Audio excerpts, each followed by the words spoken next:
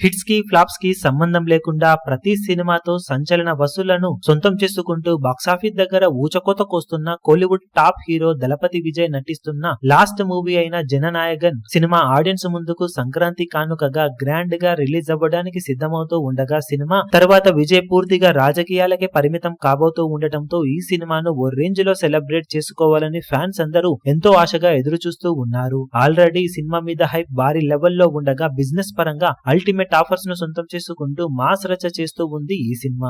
Latest గా ఒక్కో area business close అవుతూ ఉండగా తమిళనాడు ఏరియాకి గాను ఓవరాల్ గా సెన్సేషనల్ రేటును సొంతం చేసుకుంది ఈ సినిమా. 2 ఏళ్ల క్రితం ఆడియన్స్ ముందుకు వచ్చిన లియో సినిమాతో విజయ్ కెరీర్ లో తమిళనాడులో రికార్డు బిజినెస్ ను అందుకోగా టోటల్ గా 100 కోట్ల రేంజ్ లో బిజినెస్ ను ఆ సినిమా సాధించగా టోటల్ రన్ లో 217 కోట్లకు పైగా గ్రాస్ ను 110 కోట్లకు పైగా షేర్ అందుకొని బీభత్సం సృష్టించింది. ఇక ఇప్పుడు వచ్చే సంక్రాంతికి భారీ లెవెల్లో రిలీజ్ కాబోతున్న విజయ్ లాస్ట్ మూవీ జననాయకన్ సినిమాకు ఓవరాల్ గా తమిళనాడులో విజయ్ కెరీర్ లో ఆల్ టైమ్ రికార్డ్ అనిపించేలా 105.5 కోట్ల రేంజ్ మమ్మొత్తు బిజినెస్ సొంతమైందని సమాచారం. దాంతో తమిళ్లో సినిమా జస్ట్ హిట్ అవ్వాలి అంటే సంక్రాంతికి భారీ పోటీని తట్టుకుని 210 కోట్లకు పైగా గ్రాస్ కలెక్షన్ల మార్క్ ను సొంతం చేసుకోవాల్సిన అవసరం ఎంతైనా ఉందని చెప్పవచ్చు. పోటీ కూడా ఉన్నప్పటికీ విజయ్ సినిమాలకు రిమార్కబుల్ కలెక్షన్ సొంతమవ్వడం ఖాయం కాబట్టి లాస్ట్ సినిమాతో ఏ రేంజ్ లో బాక్సాఫీస్ దగ్గర మాస్ రచ చేస్తాడో చూడాలి.